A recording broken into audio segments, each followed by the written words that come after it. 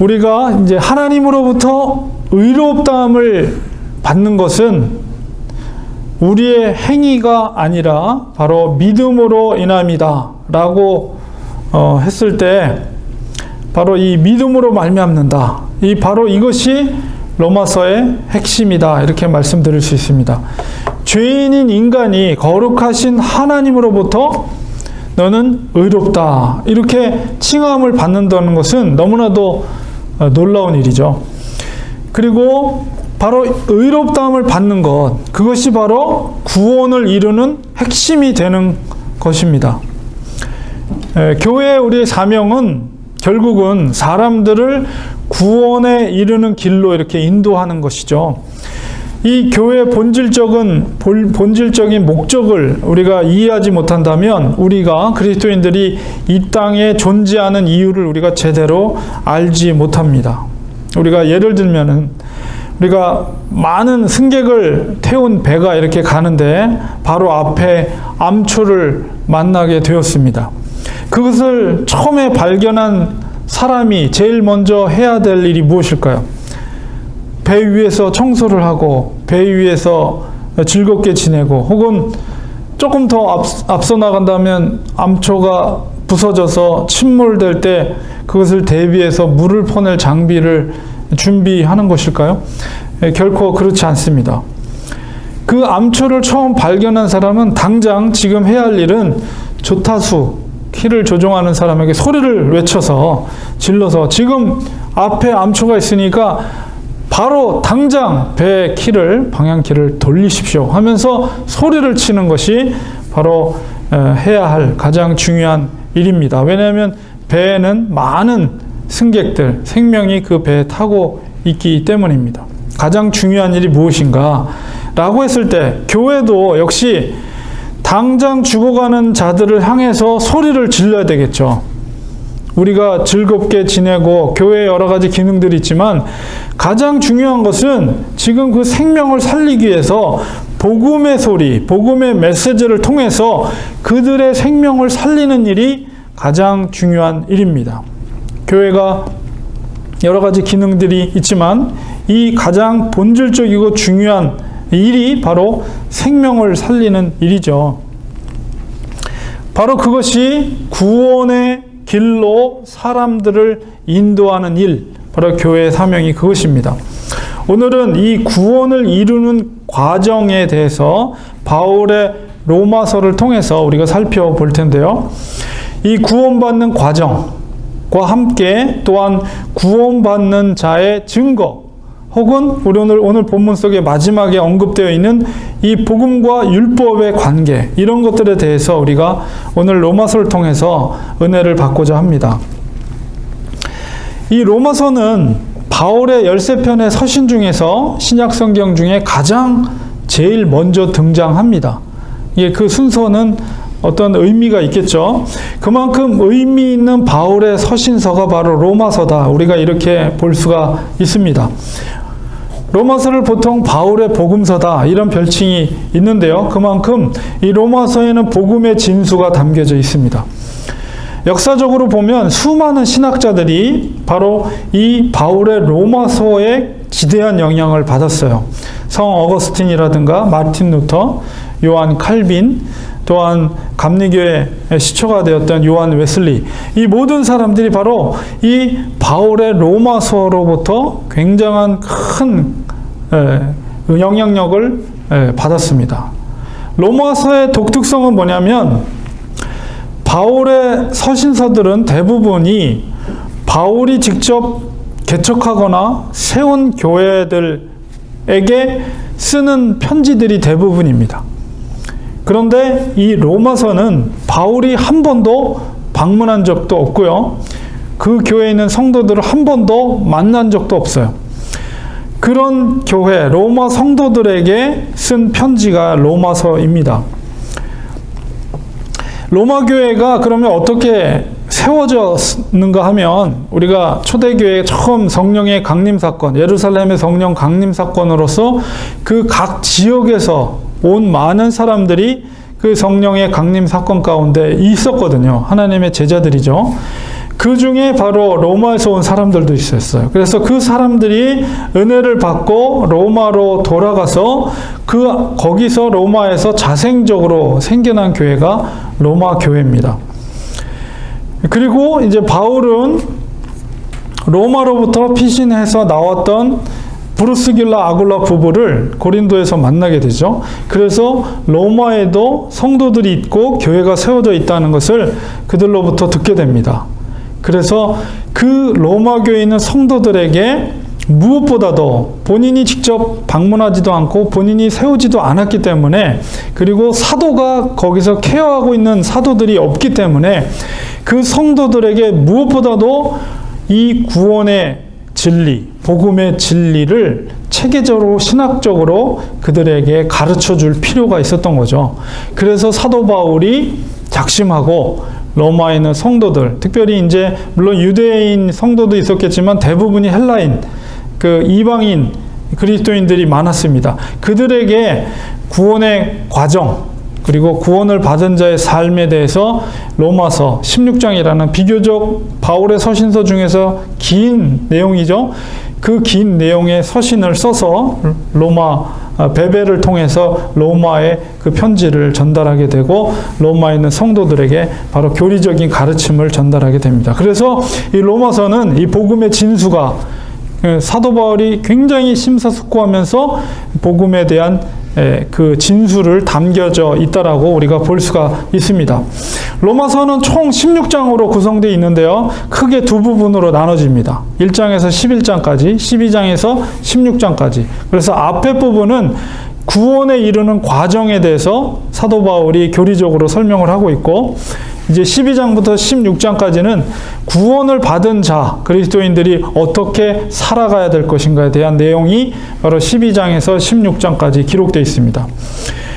오늘 본문은 우리가 3장을 읽었죠. 3장 22절부터 읽었는데, 그 앞에 부분은 이 1장부터 11장 부분은 하나님의 의라는 것을 중심으로 해서 이제 구원의 과정을 설명하고 있는데, 왜 하나님의 의가 드러나야 되는가에 대한 부분을 1장부터 오늘 읽은 앞에까지 바로 하나님의 의가 드러나야 돼. 하나님의 의가 드러나야만 하는 이유. 그것은 바로 인간이 스스로 구원에 이를 수 없다는 것. 죄의 문제로 구원에 이를 수 없다. 인간의 전적인 타락으로 스스로 구원에 이를 수 없기 때문에 하나님의 의가 나타나야 된다는 것이 이제 앞에 우리가 읽었던 본문 바로 앞부분까지 1장부터 3장 21절까지 설명이 되어 있어요. 그래서 인간의 부패한 죄성에 대해 설명하고 있고, 오늘 읽은 부분이 바로 그렇기 때문에 하나님의 의가 우리에게 필요하다. 구원에 이르기 위해서. 거기서 이제 그 하나님의 의에 대한 부분을 이제 설명하고 있는 것입니다. 그래서 앞에 있는 인간의 전적인 부패와 타락에 대해서 오늘 3장 22절부터 읽었지만 10절, 11절, 12절 그 화면을 보시면 그 인간의 전적인 타락에 대해서 사도 바울이 이렇게 말하고 있습니다. 기록된 바 의인은 없나니 하나도 없으며 깨닫는 자도 없고 하나님을 찾는 자도 없고 다 치우쳐 함께 무익하게 되고 선을 행하는 자는 없나니 하나도 없도다. 완전히 선포를 해버린 거예요. 의인은 하나도 없고 또한 하나님을 찾는 자도 없고 선을 행하는 자도 하나도 없다. 인간의 전적인 타락과 부패에 대해서 사도 바울이 이야기하는 거예요. 인간은 그 죄의 문제에서 스스로가 그것을 구원받을 수 없다. 그 죄의 문제를 스스로 해결할 수 없다. 인간은 전적으로 부패하고 타락했기 때문에 사도 바울이 먼저 이것을 언급하고 있습니다. 앞서서 그렇기 때문에 반드시 구원에 이르기 위해서는 하나님으로부터의 의롭다함을 받아야 하는데, 그런데 인간에겐 스스로 죄의 문제를 해결할 수 없기 때문에 오늘 본문 3장 23절에 뭐라고 말씀되어 있습니까? 역시 모든 사람이 죄를 범하였음에 하나님의 영광에 이르지 못하더니 3장 24절에 그리스도 예수 안에 있는, 중요합니다. 그리스도 예수 안에 있는 속량으로 말미암아 하나님의 은혜로 값없이 의롭다 하심을 얻은 자 되었느니라. 하나님의 의가 드러나는 거죠. 하나님의 영광에 이룰 수 없어요. 인간의 전적인 타락과 부패와 죄의 문제로. 그런데 예수 그리스도 안에 있는 속량, 이 속량이라는 것은 헬라어로 아폴로트로시스라는 말인데요. 이것은 지불하다, 몸값으로 자유롭게 되다, 구원하다, 이런 의미를 담고 있는 단어입니다. 이 속량으로, 예수 그리스도에 있는 속량으로 대신 몸값을 지불했다는 거예요. 죄의 값을 지불했다는 거예요. 그것으로 말미암아 하나님의 은혜로, 죄값을 지불한 것은 뭐예요? 하나님의 은혜죠. 하나님의 은혜로 독생자를 통해서 죄값을 지불했어요. 인간의 죄값을 지불해서 그 지불한 대가로 의롭다 하심을 얻은 자가 되었다. 그리스도인들이 의롭다함을 얻은 자가 되었다. 이렇게 선포하고 있습니다. 하나님의 은혜로. 우리가 한 건 아무것도 없어요. 오직 하나님의 은혜로 독생자 그리스도의 구속함으로 죄의 문제가 해결됐으므로 하나님은 그를 향해서 너는 의롭다 이렇게 칭했다는 거예요. 의롭다는 것이 의롭다함을 하나님으로부터 받았기 때문에 그 구원에 이를 수가 있게 된 것입니다. 이 죄의 값을 치르지 않고는 하나님으로부터 의롭다함을 받을 수가 없죠. 하나님의 의롭다함을 받게 되었다는 것은 바로 우리에게 구원의 길이 열렸다는 의미입니다. 이것에 대해서 사도 바울이 좀 더 구체적으로 구원의 과정을 25절, 26절에서 설명하고 있습니다. 화면을 보시면 이 예수를 하나님이 그의 피로, 여기서 그는 예수님이죠. 예수님의 피, 성경에서 말하는 피라는 것은 생명을 의미해요. 그러므로 예수 그리스도의 피, 예수 그리스도의 생명으로서 믿음으로 말미암는 화목제물, 이것은 속죄제물. 그러니까 속죄제물이라는 것은 인간의 죄를 대신해서 짐승이 죽어지고 그 제물로 드려졌죠. 그것으로 인해서 인간이 지은 죄를 속죄했는데 그 제물을 친히 예수의 생명으로 그것을 속죄 제물로 삼으셨다는 거예요. 이는 하나님께서 길이 참으시는 중에 전에 지은 죄를, 그러니까 인간이 지은 죄를 간과하심으로, 이 간과하다, 영어 표현은 passing over. 이건 뭡니까? 우리가 구약 시대에 유월절이 생각이 나죠. 유월절, passing over, 지나가는 거예요. 죄를 간과하심. 우리 전에 지었던 모든 죄를 하나님이 passing over, 그냥 기억지도 않으시고 넘어간다는 거예요. 넘어가심으로 자기의 의로우심을 나타내려 하심이니, 이렇게 하신 목적이 뭐냐면 하나님의 의로우심을 나타내게 하기 위함이다. 이렇게 말하고 있어요. 하나님의 의가 나타나게 하기 위해서 하나님께서 예수 그리스도의 생명으로 이렇게 하셨다는 거예요. 26절에 곧 이때라는 것은 카이로스, 하나님의 때가 가까웠느니라. 회개하고 복음을 믿으라. 예수님께서 말씀하셨을 때 때가 가까웠다. 이 때가 가까웠다는 것이 바로 카이로스인데 하나님의 때죠. 이때 바로 구원받을 때, 십자가의 대속의 때에 자기의 의로우심을 나타내서, 자기는 하나님이에요. 하나님의 의로움을 나타내서 자기도 의로우시며 하나님도 의로우시며 또한 예수를 믿는 자, 그리스도인들이죠. 우리들도 의롭다 하려 하심이라. 얼마나 놀라운 은혜인지 모릅니다. 하나님의 그때, 예수 그리스도의 십자가 사건, 그때에 하나님의 나라가 이 땅에 도래한 그때에 예수 그리스도의 십자가, 예수 그리스도의 보혈로서, 예수 그리스도의 생명으로서 하나님의 의로움을 나타내셨고, 그뿐만 아니라 예수를 믿는 자들을 의롭다 하기 위해서 그 일을 하셨다는 거예요. 이것이 바로 구원의 과정입니다. 이 구원의 과정 속에서 우리가 한 것은 아무것도 없어요. 모든 것이 하나님의 은혜로 되어졌습니다. 그저 우리는 그 사실을 믿음으로 고백하는 것이죠. 그 믿음조차도 역시 하나님께서 우리에게 주신 거예요. 우리의 의지로 믿는 것이 아니라 우리에게 믿을 수 있는 믿음을 하나님이 우리에게 주신 것입니다.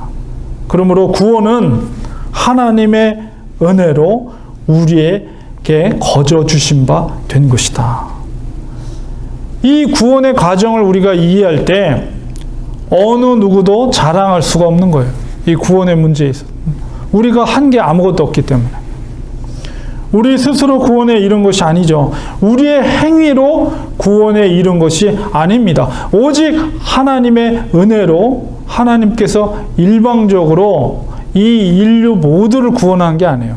이 모든 인류의 사람들 중에서 창세 전에 생명책에 기록된 하나님의 선택한 백성들에게 유효한 예수 그리스도의 죽으심에 유효한 효과를 발휘하셔서 우리의 죄의 문제를 해결하시고 너는 의롭다 칭하심으로 우리에게 구원의 길이 열리게 된 것입니다.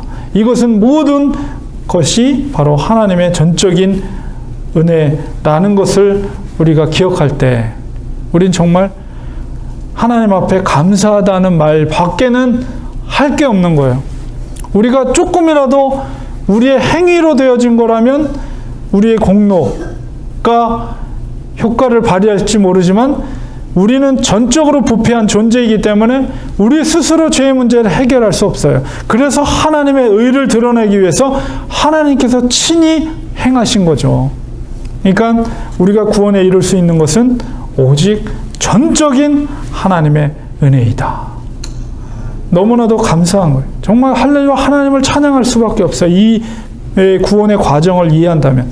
자, 그렇다면 우리에게 구원의 증거가 무엇인가? 라고 했을 때 8장에 가서 사도 바울이 8장 9절, 14절, 16절에 이런 말씀을 합니다. 만일 구원의 증거로서 너희 속에 하나님의 영이 거하시면 너희가 육신에 있지 아니하고 영에 있나니 누구든지 그리스도의 영이 없으면 그리스도의 사람이 아니라. 바로 구원의 증거는 무엇인가 라고 했을 때 바로 하나님의 영이라고 했고 그리스도의 영이라고 했습니다. 그 영이 바로 그리스도의 사람 안에 있다는 거예요. 그 영이 없으면 그리스도의 사람이 아니다. 그리스도의 사람이 아니라는 건 뭐예요? 구원받은 택한 하나님의 백성이 아니라는 거예요. 그러므로 구원의 증거는 뭐냐? 바로 그리스도인 그 속에 성령님의 내주하심을 인정하는 거예요. 성령님이 우리 속에 계심을 우리가 깨닫고 인정하는 거예요. 그리고 14절에 뭐라고 했습니까?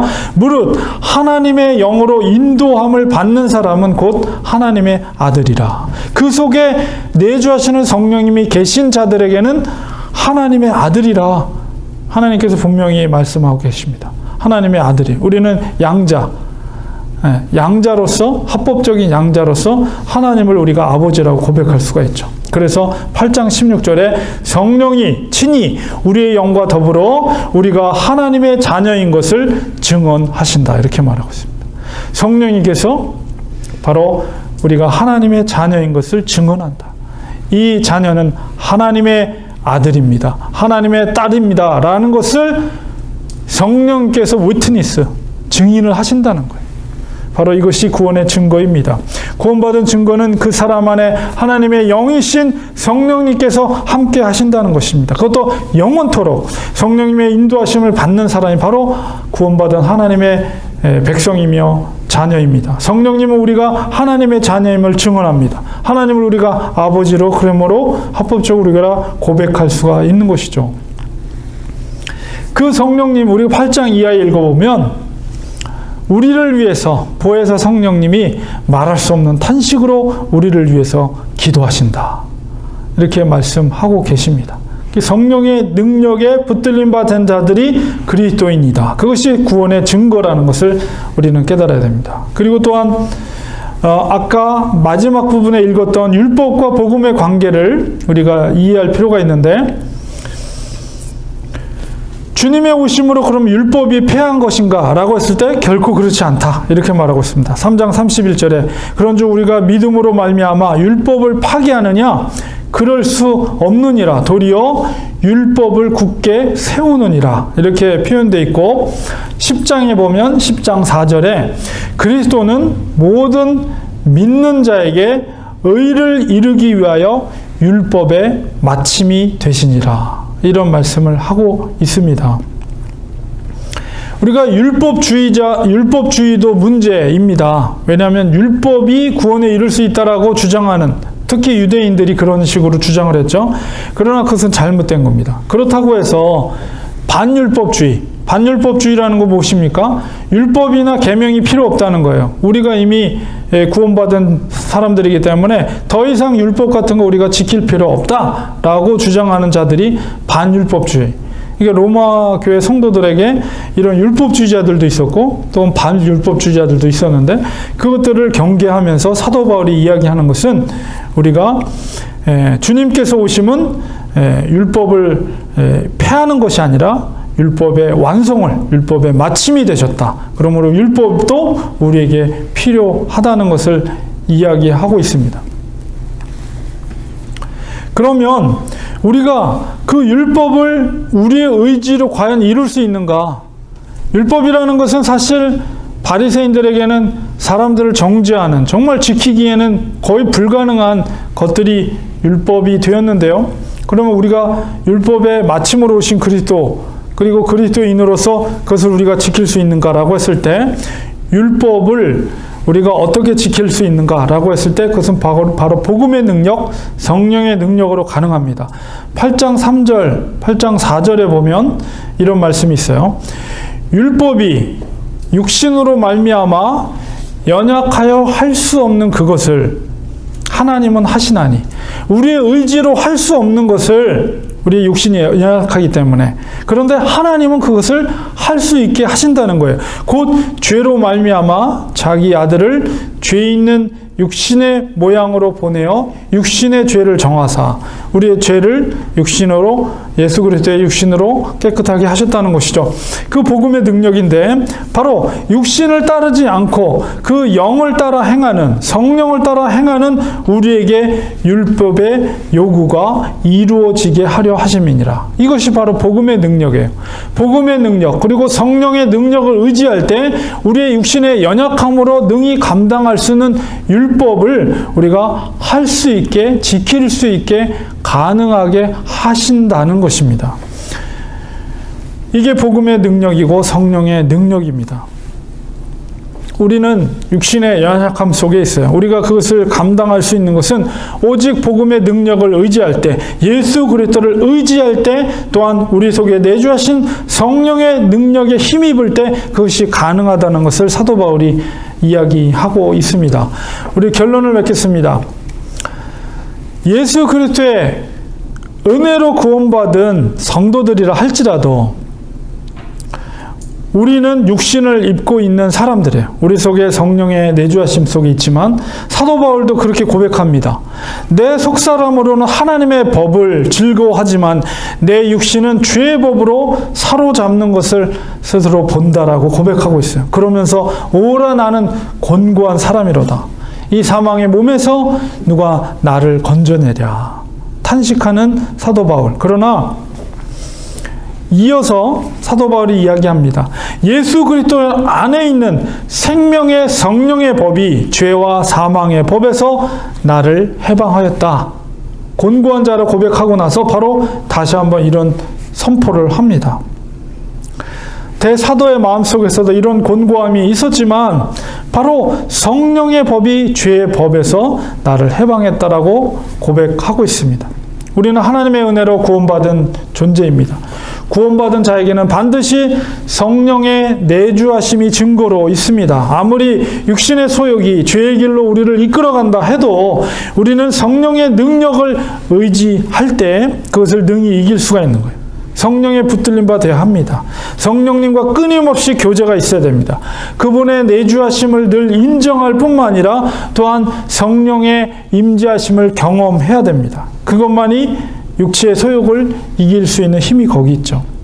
결국 내 자아가 죽어진다는 것은 육체의 소욕을 죽이는 것인데, 그것은 바로 성령의 음성에 귀 기울이고 성령의 내주하심이 우리의 영적으로 민감하게 거기서 느껴질 때, 그리고 순수한 영성을 우리가 유지할 때 성령님께서 우리의 삶을 또한 주장해 드릴 수 있도록, 성령께서 우리의 삶을 주장할 수 있도록 그분께 우리가 내어 맡기는 삶을 사는 것, 바로 그것이 우리의 연약한 육신의 소욕을 이길 수 있는 능력이다.